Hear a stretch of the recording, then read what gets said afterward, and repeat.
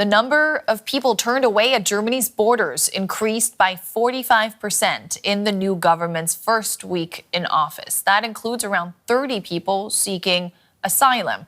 On a visit to a border crossing with Austria, Interior Minister Alexander Dobrindt told DW that Germany would not shirk its humanitarian responsibilities. German police have been carrying out expanded checks along almost 4,000 kilometres of border for a week now. It was a central pledge of the newly elected Conservatives. Tougher controls, including turning away asylum seekers. Now they've come to the border with Austria to get a closer look at how their new measures are taking shape. For 7 days now, there has been an increased number of rejections. And people handing in asylum applications have also been rejected. The visit marks a full break with Angela Merkel's migration politics. In 2015, as hundreds of thousands of refugees travelled to Europe fleeing war, Merkel effectively opened Germany's borders. We can do this. It was a move that won her praise, alienated allies, and according to some, helped to strengthen the far-right AfD. This is a 180-degree turnaround and sends a clear signal to the whole of Europe. For a long time, Germany was the brake on the topic of migration in Europe. Now we are back on the same page with many of our partners. That is why it will also be positively viewed around Europe. Law and order must be restored at the border. The move to reject asylum seekers has been sharply criticised by the Left Party.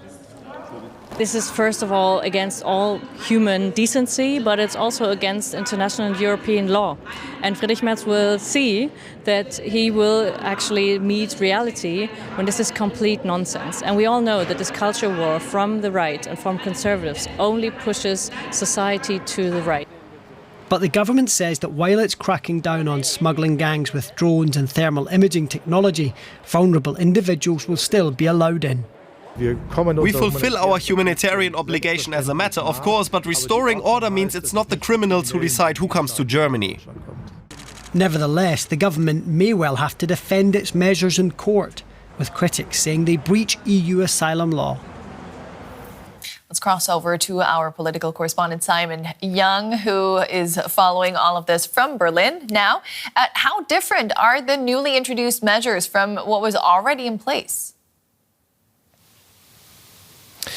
Yeah, I think, Nicole, the key change is that Germany is saying very clearly that anyone who arrives at Germany's land borders and makes an asylum application has, in the Interior Minister's words, already travelled at least one country too far, because they say that all of Germany's neighbouring countries are safe countries and those people should have and could have, according to the German government, put their applications for asylum in those other countries.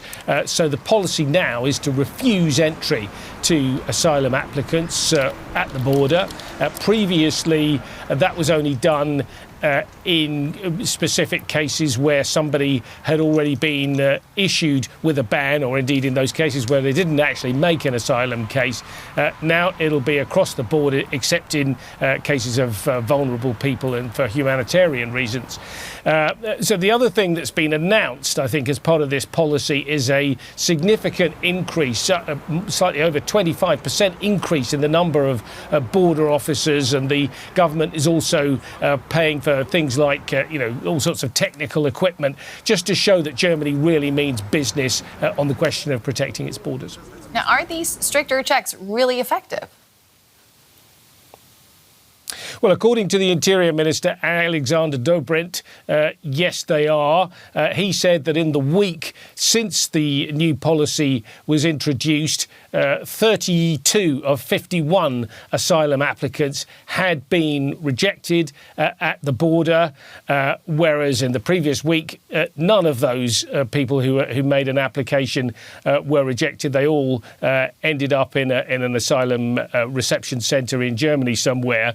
And Dobrindt also claimed that hundreds of attempts at illegal immigration into Germany had been prevented over the past week. So he says this policy is already working, but he admitted there's plenty more work still to do.